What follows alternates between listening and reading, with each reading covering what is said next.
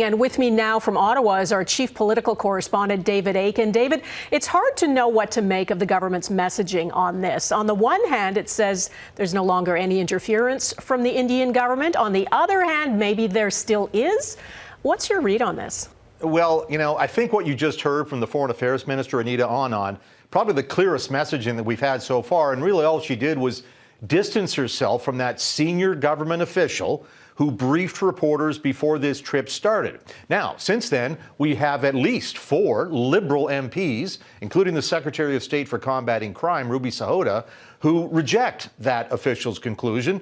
And then there's CSIS, the country's counter-spy agency, told Global News today that its threat assessment of the main perpetrators of foreign interference has not changed. And that would directly contradict that senior government official who said India was no longer a threat.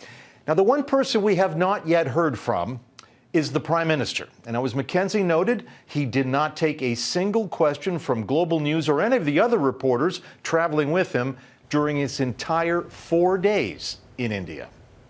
And David, I wanted to ask you about Prime Minister Carney's support for the U.S. attack on Iran. He put out a statement very quickly after the U.S. began its air assault. And Mark Carney is being criticized for that, including by one of his own Liberal MPs. Yep, that's true. He is taking some heat on this, Don. And remember, though, what did the Prime Minister say in Davos and elsewhere? He said, "We have to take the world as we find it, not as we would wish it to be." So my read is it seems to follow from that statement that Carney believes Canada really had little choice but to back the great power that it lives beside versus that state sponsor of terrorism, Iran. Carney's support of the U.S. also follows from his observation that he made in that Davos speech that we are in an era of great powers paying little heed to international law. Now, again, it would be nice to hear the Prime Minister himself explain this. He took no questions in India.